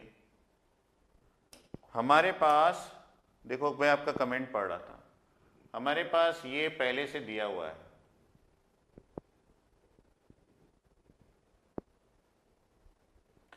इसमें ये जो है ये एल है, ये एलपी तो नहीं है, ये क्वेश्चन में दिया है, ये क्वेश्चन में दिया है। मतलब हमको ना वो बोल रहा है कि इसको आप मत निकालो, you don't need to find out this particular function. ये हम लोगों ने पहले से निकाल लिया था, लेकिन क्वेश्चन में पहले से दिया है कि भाई ये जो एल है और ये जो एल है ये सिमिलर है। डेट मीन्स यहां पे जो एल है और ये जो एल है ये दोनों का नोटेशन सेम है। अगर ये दोनों का नोटेशन सेम है तो आप जब इस फॉर्मूले को यूज करेंगे यहां पे, है ना, कई लोगों को डाउट आ गया इसलिए मैं बता रहा हूं। आप जब इस फॉर्मूले को यूज करेंगे यहां पे, कौन सा वाला, ये वाला, तो इसमें आपको यहां पे 10⁻13 into 1 minus x divided by L लगाना पड़ेगा। क्यों? क्योंकि ये जो है ये गिवन है। अगर ये गिवन नहीं होता तो हमको एलपी को फाइंड आउट करने की जरूरत पड़ती। ये एलपी को हमको फाइंड करना पड़ता, क्योंकि हमको पता है डिफ्यूजन लेंथ क्या होता है। लेकिन क्योंकि ये गिवन है इसलिए हम लोग अंधभक्त नहीं हो सकते। हम लोग देख के भक्त होंगे कि ये अगर एल दिया है, ये अगर एल दिया है, तो मजाल है किसी की कि वो यहां पे एल के बजाय कुछ और लगा सके? नहीं सर। तो ये जो पैरामीटर है ये एक्चुअली पहले से ही एल है, और ये हम नहीं बोल रहे हैं, ये क्वेश्चन में गिवन है।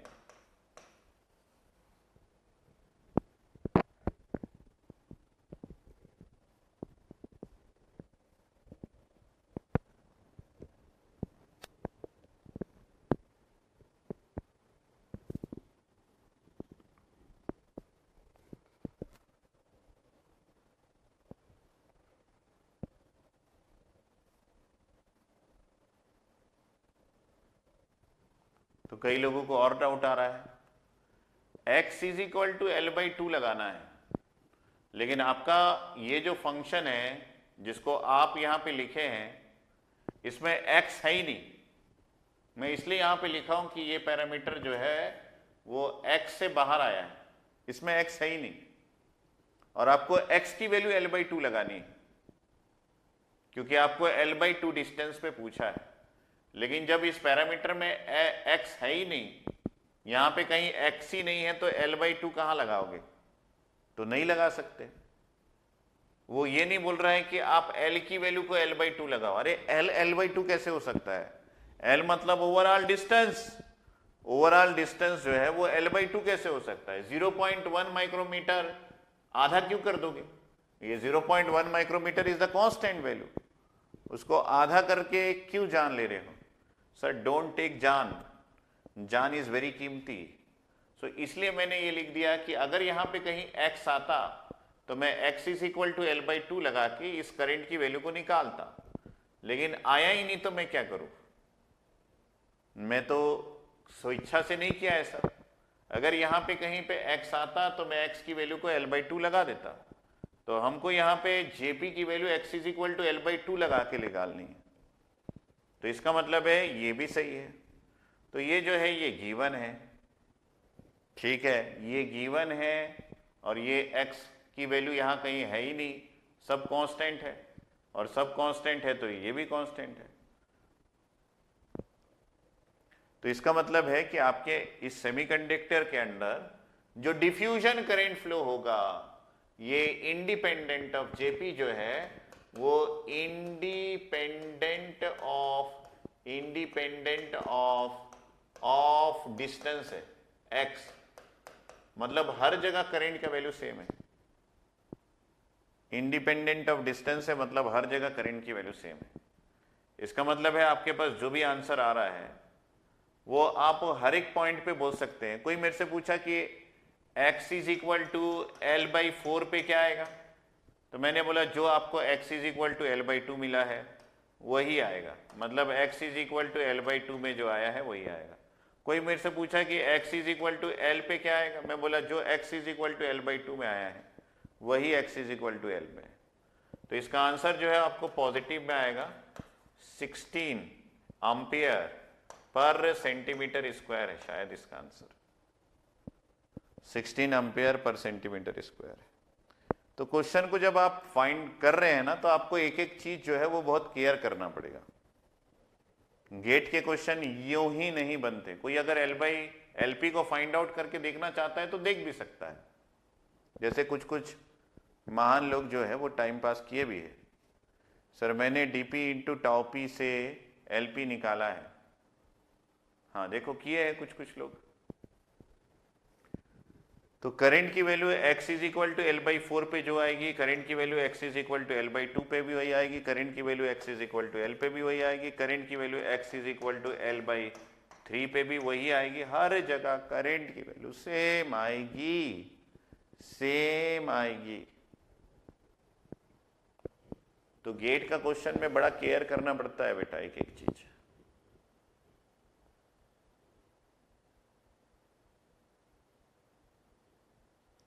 अंडरस्टूड? अंडरस्टूड या बेटर अंडरस्टूड?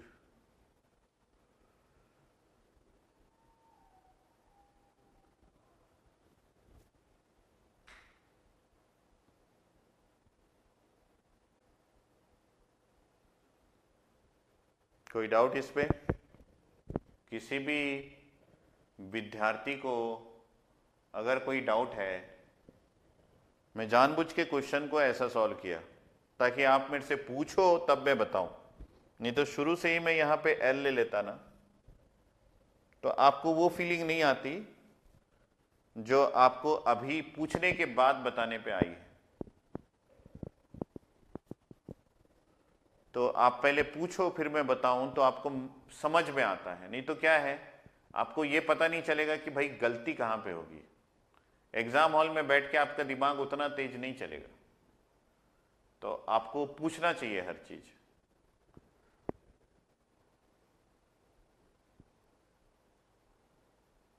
ठीक है, I think most of the students are now clear.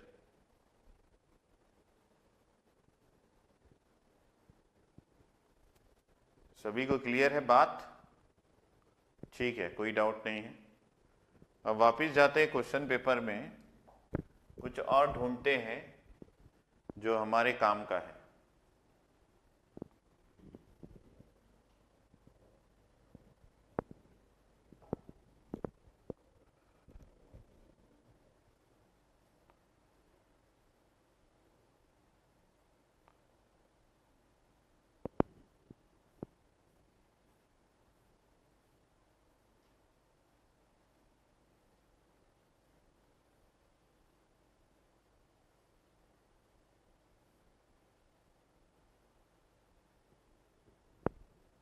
ये वाला क्वेश्चन बनाते हैं, ठीक है। सो क्वेश्चन में ये बोल रहा है consider a silicon sample at T is equal to 300 kelvin with a uniform donor density ND is equal to 5 into 10 to the power 16 centimetre cube, illuminated uniformly. तो यहां पे किसी एड्ज पे नहीं इल्यूमिनेट कर रहे हैं, ये यूनिफॉर्मली इल्यूमिनेट कर रहे हैं। इल्यूमिनेटेड यूनिफॉर्मली, पकड़ लिया मैं इसको, और डायग्राम भी बनाया है बढ़िया सा, सच that the optical generation rate, तो ऑप्टिकल जनरेशन हम देखें, यहां पे ऑप्टिकल जनरेशन रेट दिया है 1.5 इंटू 10 टू द पावर 20 पर सेंटीमीटर क्यूब पर second throughout the sample, पूरे सैंपल में सेम जनरेशन हो गया। तो फिर से T is equal to 300 kelvin था, डोनर एटम से उसने डोपिंग किया, पूरे सेमीकंडक्टर को इल्यूमिनेट कर दिया, इल्यूमिनेशन के बाद जो जनरेशन रेट है वो 1.5 इंटू 10 टू द पावर 20 हुआ, और ये पूरे सेमीकंडक्टर में सैंपल में सेम हो गया, मजा आ गया। The incident radiation is turned off at T is equal to 0। तो ये भाई साहब हमको फॉलो करते हैं, ये भी T इज इक्वल टू 0 में ही लाइट को ऑफ करने का प्लान बनाए हैं। Assume low level injection to be valid and ignore surface effect. Surface effects क्या होते हैं? सरफेस इफेक्ट मतलब मैंने जब भी कोई एटम्स का डायग्राम बनाया है तो आपने देखा होगा जो कॉर्नर में आते हैं उसको कोई बॉन्ड बनाने के लिए कोई इलेक्ट्रॉन्स नहीं मिलता है। कॉर्नर में जो एटम्स होते हैं उसके उस पार दूसरे एटम्स होते नहीं तो बॉन्ड नहीं बना पाता, जिसकी वजह से जो कॉर्नर वाले इलेक्ट्रॉन्स है और एटम्स है उसके इलेक्ट्रॉन्स फ्री रह जाते हैं। तो वो इलेक्ट्रॉन्स भी कई बार काउंट करने पड़ते हैं हमको जब भी हम इलेक्ट्रॉन्स या फिर होल्स के कंसंट्रेशन को फाइंड आउट करते हैं। तो जो अच्छे क्वेश्चंस होते हैं ना उसमें ये लिखा रहता है कि ये सब चीजों को मत मानना, तभी जाके आपका आंसर आएगा। तो सरफेस इफेक्ट वैसे भी हम लोग शुरू से इग्नोर करते आए हैं, लेकिन क्योंकि ये गेट का क्वेश्चन है और ये लोग अपनी तरफ से कोई गलती नहीं करना चाहते तो ये लोग जानबूझ के लिखते हैं। वैसे सरफेस इफेक्ट हमारे सिलेबस में नहीं है, क्योंकि सरफेस इफेक्ट की वजह से कितने इलेक्ट्रॉन्स और कितने होल्स हमको मिलेंगे ये हम नहीं बता सकते।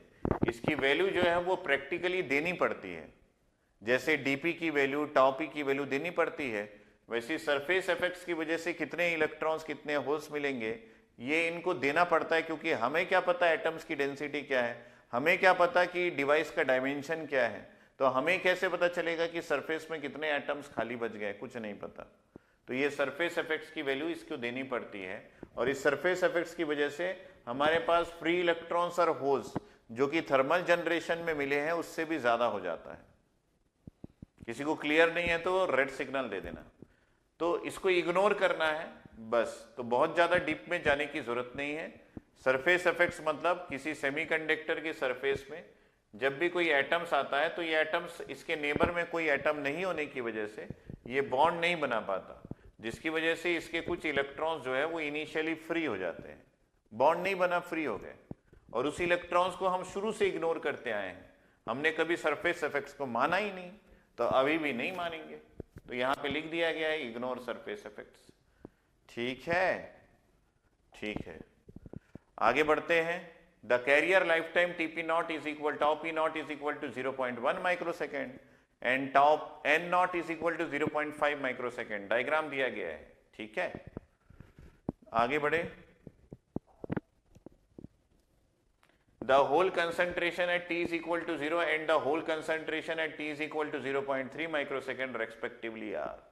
तो यहां पे हमको होल कंसंट्रेशन को फाइंड आउट करना है एन टाइप के सेमीकंडक्टर में, मतलब माइनॉरिटी को फाइंड आउट करना है मेजॉरिटी कंसंट्रेशन के सेमीकंडक्टर में, और distance T is equal to 0 और T इज इक्वल टू 0.3 पे फाइंड आउट करना है। मतलब इससे बेहतरीन आईएससी बेंगलोर का क्वेश्चन हो नहीं सकता। मतलब आईएससी बेंगलोर भी हमको चाहता है कि हम पास हो जाए, क्रैक कर दे। किसको क्रैक कर दे? एग्जाम को क्रैक कर दे। तो ये बेहतरीन बोल रहा है कि ये हमारे पास T इज इक्वल टू 0 और T is equal to 0.3 microsecond में हमको होल्स का कंसंट्रेशन बताना है। तो ये जनरेटेड होल्स का नहीं बोल रहा है, ये बोल रहा है होल्स का कंसंट्रेशन बताना है। किन किन विद्यार्थी ने इस क्वेश्चन को बना लिया है, तो उन विद्यार्थी अगर आंसर बताएंगे तो अच्छा रहेगा। तो हमारे पास क्वेश्चन नंबर क्या है सर? क्वेश्चन नंबर है एक्चुअली में 22। तो हम सॉल्व कर रहे हैं क्वेश्चन नंबर 22। तो ये है 22nd नंबर ऑफ क्वेश्चन। तो हमको क्या फाइंड आउट करना है? हमको minority carrier concentration find out करना है। So Pn at any distance x is equal to Pn naught plus P dash n of 0 into E raise to minus x divided by L P, ये हमारा formula है। तो वो सबसे पहले zero पे फाइंड आउट करने बोल रहा है, तो P N at zero find out करने के लिए क्या करना पड़ेगा, P N zero at x is equal to zero, यही तो क्वेश्चन है।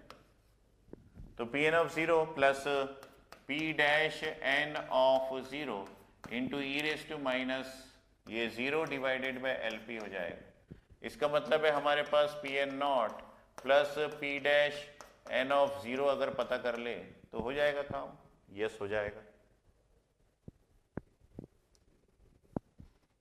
दूसरा एक और डिस्टेंस पे पूछ रहा है, ये हो गया at x is equal to, और एक और डिस्टेंस पे पूछ रहा है at x is equal to 0.3 microsecond है शायद, 0.3 माइक्रोसेकेंड, यस। तो ये 0.3 माइक्रोसेकेंड में हमको पूछ रहा है, तो इसके लिए हम फॉर्मूला क्या लगा देंगे, पी एन एट 0.3 माइक्रोसेकेंड, ये ऐसा लगा देंगे। अच्छा, ये टाइम के रेस्पेक्ट में, हम डिस्टेंस के रेस्पेक्ट में लिख दिया, आई एम वेरी सॉरी, ये जो है इसको हटा देते हैं।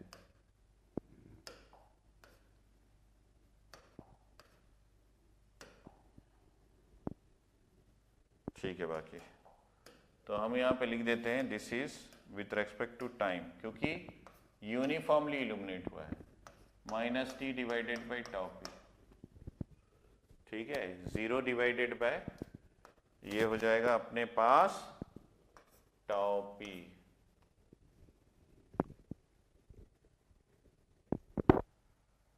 ठीक है, तो ये डिस्टेंस नहीं है, ये टाइम है।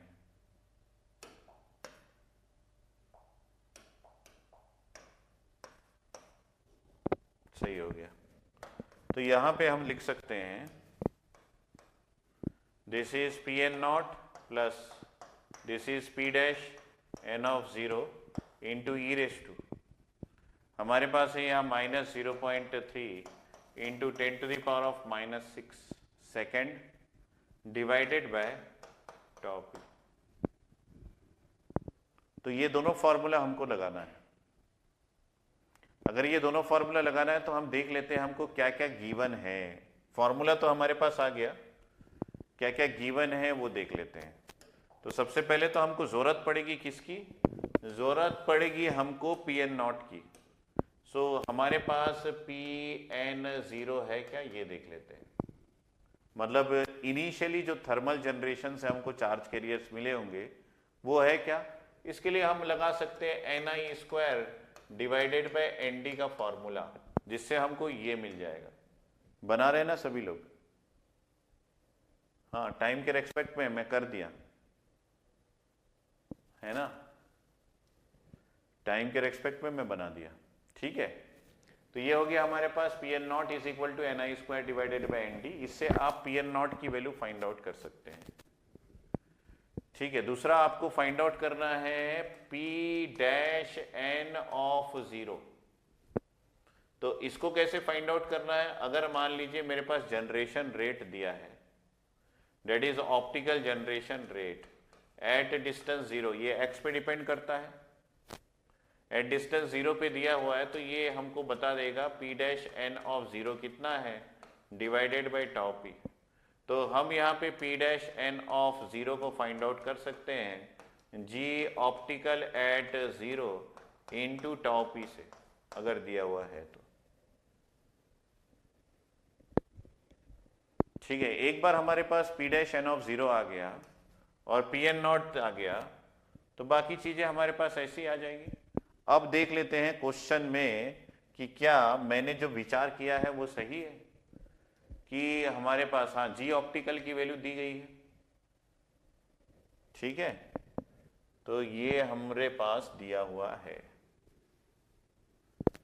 T is equal to 300 kelvin, optical generation rate G optical is equal to 1.5 into 10 to the power of 10 per centimetre cube पर सेकेंड। तो इसका मतलब है क्योंकि ये यूनिफॉर्म जनरेशन कर रहा है, तो इस कंडीशन में हमारा जी ऑप्टिकल जो है वो एक्स पे डिपेंड नहीं है, तो ये आ जाएगा। ठीक है, ये आ जाएगा, क्योंकि ये जीरो का मतलब, या फिर आप किसी भी टाइम पे ले तो जनरेशन तो यूनिफॉर्म है, जनरेशन तो आपका यूनिफॉर्म जनरेशन, तो ये भी आ जाएगा। ठीक है, तो सबसे पहले तो इसको कर लेते हैं कि हमको ni स्क्वायर की वैल्यू दी गई है, ni की वैल्यू, ni की वैल्यू, ni की वैल्यू, ni की वैल्यू नहीं दिया गया, लेकिन सिलिकॉन का सैंपल दिया गया है। तो देखिए काफी बार ना दिया हुआ नहीं रहता है, तो ni की वैल्यू अगर नहीं दी गई है तो हम यहाँ पे लिख लेते हैं this is 1.5 into 10 to the power 10 हमारा वाला लगा देते हैं, और इसका स्क्वायर क्यों लगाया, क्योंकि ये सिलिकॉन का सेमीकंडक्टर है, ये सिलिकॉन का सेमीकंडक्टर है। और Nd की वैल्यू हम लगा देते हैं, Nd मतलब डोनर एटम का concentration 5 into 10 to the power 16, तो ये हमारे पास है this is 5 into 10 to the power of 16, तो ये हो जाएगा हमारे पास 2.25 into 10 to the power of 20 divided by 5 into 10 to the power of 16। इससे हमको मिल जाएगा Pn नॉट की वैल्यू, तो इस Pn नॉट को हम यहाँ पे यूज करेंगे। और दूसरा हमको P डैश n ऑफ 0 की वैल्यू चाहिए, तो P डैश n ऑफ 0 की वैल्यू को हम G optical into tau P के मल्टीप्लीकेशन से फाइंड आउट कर लेते हैं। G ऑप्टिकल हमको दिया है 1.5 इंटू 10 टू द पावर 20, तो यहाँ पे 1.5 into 10 to the power of 20 कर दिए, और टाउ पी की वैल्यू हमको क्या दी गई है वो देख लेते हैं।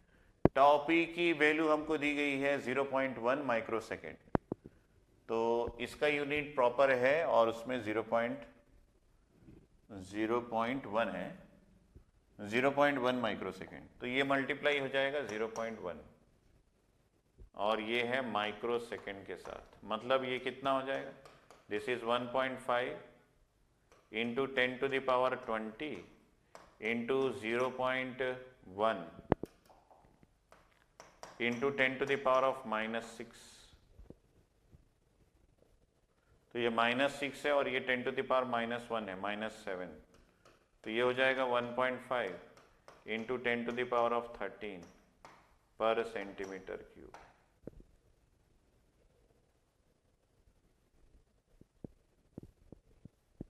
आ गया सभी का?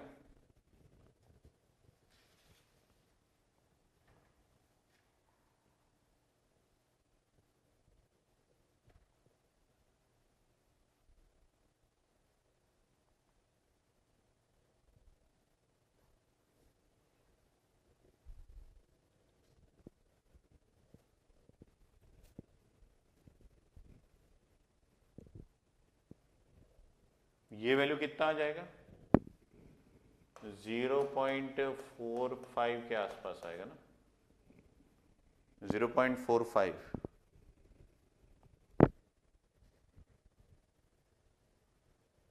Into 10 to the power 4, correct है?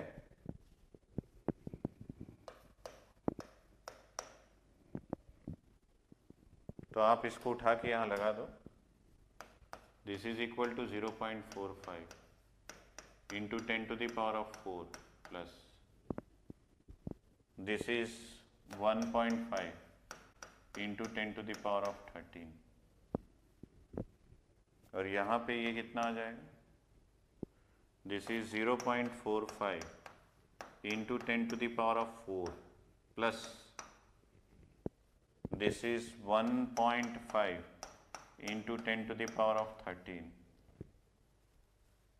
multiplied by e to the power minus 0.3 into 10 to the power of -6 divided by 0.1 into 10 to the power of -6।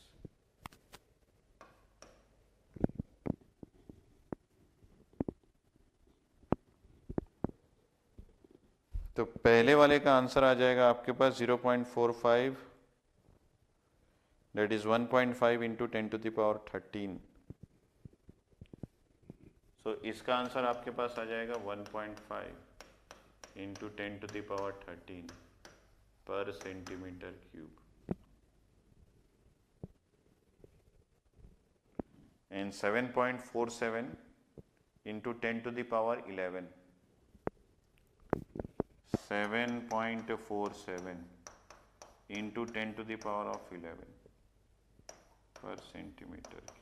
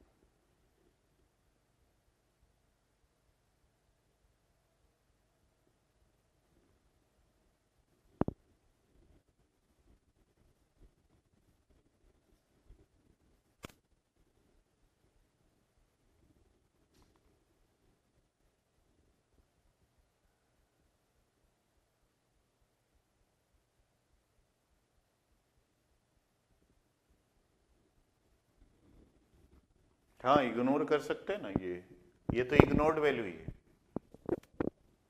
Nishant Sharma, this is ignored.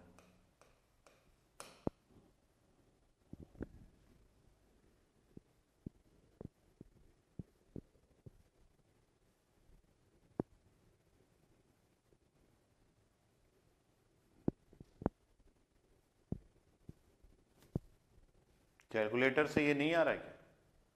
10 to the power of -6, 10 to the power -6 cancel हो जाए, आएगा ना ये value?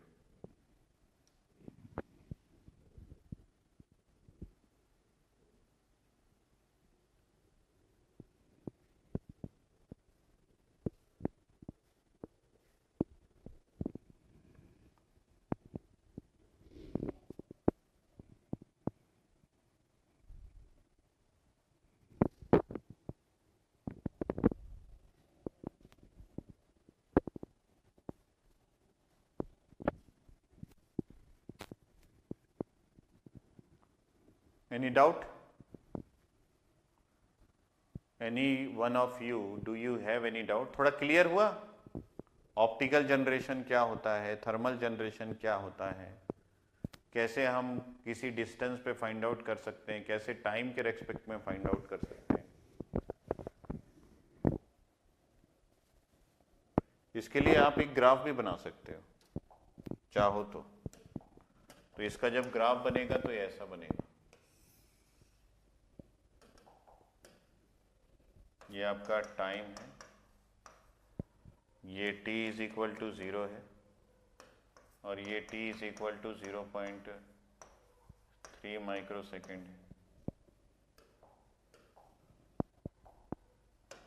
पूरे semiconductor में uniform concentration है।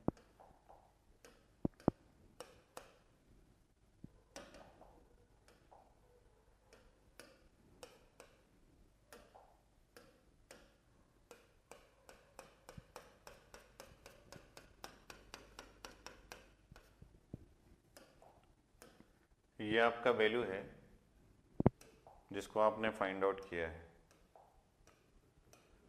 Value of P N naught जो आपने यहां पे निकाला है, ये that is equal to 0.4 into 10 to the power 4, 0.4 into 10 to the power of 4 per centimetre cube. तो यहाँ पे ये जो वैल्यू है ये भी वही है।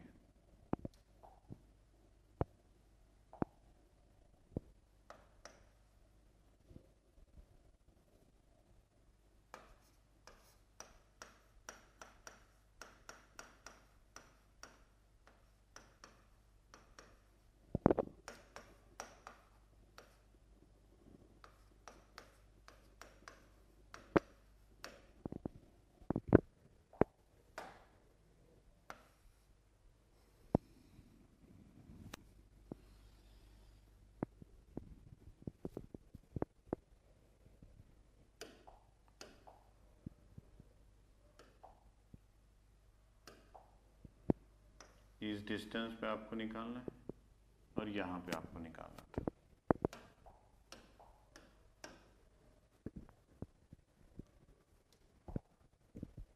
वन 1.5 इंटू 10⁻13 आपने निकाला है Pn नॉट की वैल्यू। मतलब यहाँ का जो कंसंट्रेशन है ये 1.5 इंटू 10⁻13 पर सेंटीमीटर क्यूब है। और इस जगह पे जो कंसंट्रेशन है that is 7.47 into 10⁻11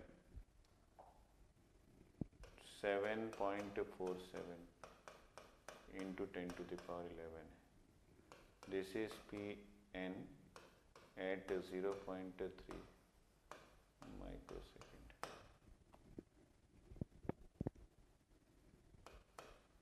and this is Pn at 0.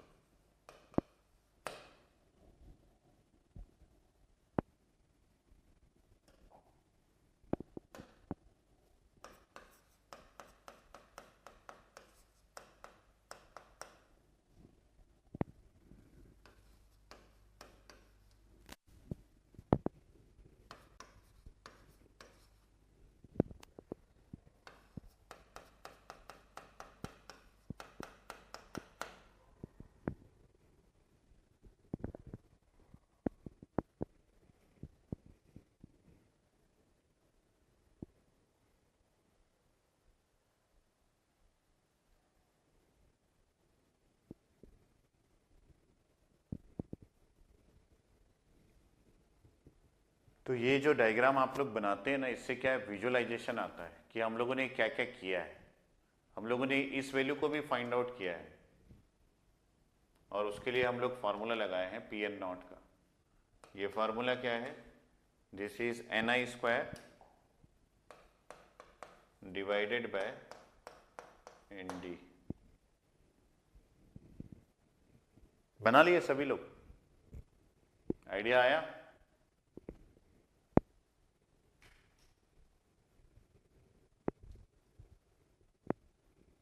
तो आप इस यहाँ पे मास एक्शन लॉ लगा सकते हैं, मास एक्शन लॉ। यहाँ पे आप मास एक्शन लॉ नहीं लगा सकते, यहाँ पे भी आप मास एक्शन लॉ नहीं लगा सकते, लेकिन यहाँ पे आप फिर से मास एक्शन लॉ लगा सकते हैं। क्यों? क्योंकि ये जो एरिया है ये नॉन इक्विलिब्रियम कंडीशन में है, नॉन इक्विलिब्रियम कंडीशन में। और ये जो एरिया है ये आपका थर्मल इक्विलिब्रियम में है, और ये एरिया ये भी थर्मल इक्विलिब्रियम कंडीशन में। So T is equal to T dash के पहले और T is equal to T double dash के बाद आप मास एक्शन लॉ लगा सकते हैं। लेकिन इस एरिया में आप मास एक्शन लॉ नहीं लगा सकते।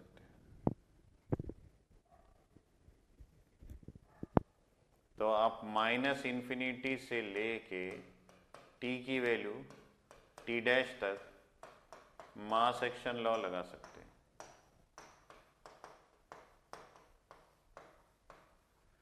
और T की वैल्यू जो है T डबल डैश के ऊपर, मतलब T की वैल्यू जो है वो T डबल डैश के ऊपर आप लगा सकते हैं मास एक्शन लॉ।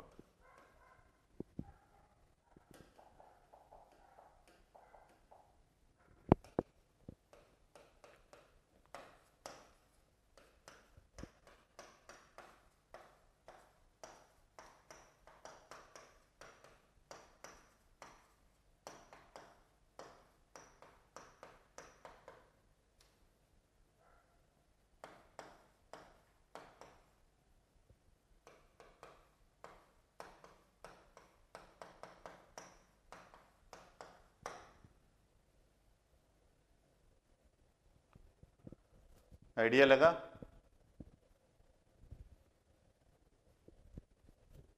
तो ये है पूरी कहानी, ये हमारी जबानी, हम इसको ऐसा सोचते हैं।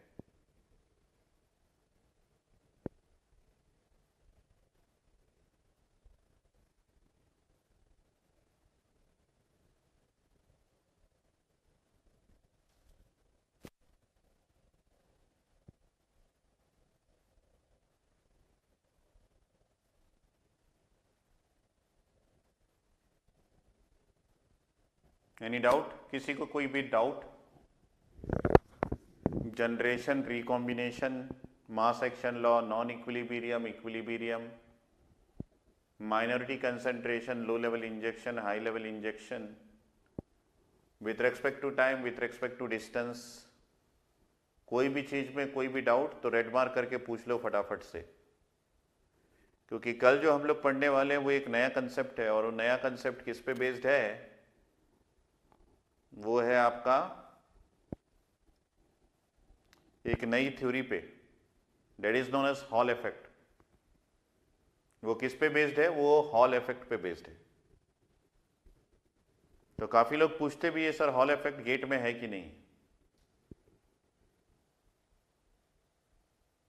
हॉल इफेक्ट का क्वेश्चन पहले आता था लेकिन अभी नहीं आ रहा है, लेकिन वो बड़ा इंटरेस्टिंग है। उससे क्या है, आपका इलेक्ट्रॉन्स और होल का कंसेप्ट जो है वो और डीप हो जाएगा। जितना आपको आता है उससे ज्यादा आपको आने लगेगा। तो इसीलिए आपको जो है उसको भी जानना चाहिए। तो कल हम पढ़ेंगे मास एक्शन लॉ, और अभी जो है ये क्वेश्चंस आपको मैंने बता दिए, आपको क्लियर हो गया होगा। काफी सारा कंसेप्ट्स मैंने इसमें बताया है, तो एक एक पॉइंट को जोड़ जोड़ के आप देखिएगा, अपनी स्टोरी लिखिएगा। जनरेशन रेट, रिकॉम्बिनेशन रेट को प्रॉपरली समझ लीजिएगा, एक्सपोनेंशियल डीके और लीनियर डीके को प्रॉपरली समझ लीजिएगा। लेकिन जब भी क्वेश्चन आप बनाते हैं एक चीज का केयर कीजिएगा कि क्वेश्चन को प्रॉपरली पढ़ लेना है। क्वेश्चन में जो पैरामीटर्स दिया हुआ है उसको यूज करना है। ऐसा ना हो कि आप एलपी को ढूंढ रहे हैं और एल की वैल्यू वहां पे पुटअप करना है, जैसे कि अभी अभी क्वेश्चन में आपने देखा। ठीक है, तो एकदम केयर करना क्वेश्चन का बेहतरीन तरीके से, और कोई भी डाउट हो तो आप मेरे से जरूर से पूछना। ठीक है, तो किसी भी वक्त पे अगर आपको कोई भी डाउट आए तो प्लीज आस्क मी। ठीक है, तो अब हम लोग यहाँ पे अपना चैप्टर ये वाला एंड करते हैं, क्योंकि इससे सारे रिलेटेड क्वेश्चन आपसे बन जाएंगे। इस उम्मीद के साथ मैं आपको बोलता हूँ गुड नाइट, और कल हम मिलेंगे और एक नए टॉपिक को एक्सप्लोर करेंगे। जब भी हम किसी नए टॉपिक को एक्सप्लोर करते हैं हमको 1 से 2 दिन लगता है उस टॉपिक में अपना कंसेप्ट को स्ट्रॉन्ग करने में, तो थोड़ा सा वेट कीजिएगा। जब भी हम स्टार्ट करें तो शुरू से ही आपका कंसेप्ट जो है वो स्ट्रॉन्ग नहीं होगा, आपको थोड़ा वेट करने के बाद आपका कंसेप्ट स्ट्रॉन्ग होगा। तो टिल देन आप समझते रहिएगा चीजों को, क्लास अटेंड रेगुलरली कीजिएगा। अगर क्लास रेगुलरली अटेंड नहीं करते तो इतना सारा, इतने बड़े बोर्ड में ऐसा छापना बड़ा मुश्किल होता आप लोग के लिए, और आप लोग में से कई लोग बोल देते हैं कि सर मुझे समझ में नहीं आया है। ठीक है, तो इसलिए बहुत ज़रूरी है कि आप हर पॉइंट को प्रॉपरली समझें। कोई क्वेश्चन अगर आपसे नहीं बन रहा है तो वो क्वेश्चन आप खुद से पहले ट्राई कीजिए, अगर नहीं बन रहा है तो you can ask in Telegram, तो कोई ना कोई स्टूडेंट जो है वो आंसर दे देगा। अगर कोई नहीं देता तो इन दैट कंडीशन आप मेरे से पूछ सकते हैं, लेकिन प्रैक्टिस क्वेश्चन और जो भी क्वेश्चंस आपके पास है वो क्वेश्चन आप बना बना के देखिए। ठीक है, तो मिलते हैं कल फिर से। Good night electrons, good night engineers, thank you everyone.